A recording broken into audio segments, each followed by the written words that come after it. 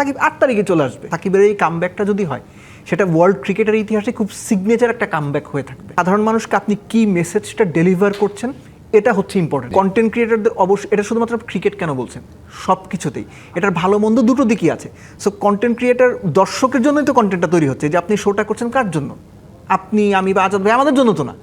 আমরা যেটা বলছি, দর্শক আমাদের কথা শুনে নিজের মতো করে জাজমেন্ট। আমি যেটা আগেই বললাম যে দর্শককেও পার্টিকুলার কিছু বিষয় সম্পর্কে একটু ঠান্ডা মাথায় নিজেদের মতো করে ভাবতে হবে। আমি বলে দিয়েছি মানেই সেটা সত্যি, আজাদ ভাই বলে দিয়েছেন না এইটাই হইতে হবে, এরকম চিন্তা করলে হচ্ছে সমস্যা। দর্শকদের ঠান্ডা মাথায় একটু বোঝার বা বিশ্লেষণের চেষ্টা করতে হবে। সাধারণ মানুষের আগ্রহের জায়গাটা থাকবে, কেননা আপনি যখন বাংলাদেশ ক্রিকেটের গ্রেটেস্ট এভার ক্রিকেটারদের কামব্যাক নিয়ে আলোচনা করছেন, সাকিবের এই কামব্যাকটা যদি হয় সেটা ওয়ার্ল্ড ক্রিকেটের ইতিহাসে খুব সিগনেচার একটা কামব্যাক হয়ে থাকবে।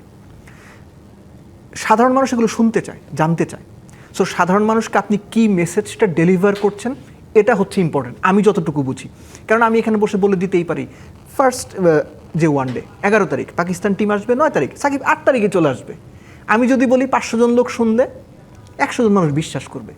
এখন 100 জন মানুষকে বিশ্বাস করানোর জন্য আমি না জেনে না বুঝে এরকম একটা কথা বলাটা সঠিক কিনা এটার অ্যাসেসমেন্ট আমার করতে হবে। এবার নগদে পাচ্ছেন হেলিকপ্টার অফার, তাই কেনাকাটার পেমেন্ট নগদে করুন আর বুঝে নিন 2000 টাকারও বেশি ক্যাশব্যাক সহ হেলিকপ্টার রাইড। পেমেন্ট শুরু করুন আজই।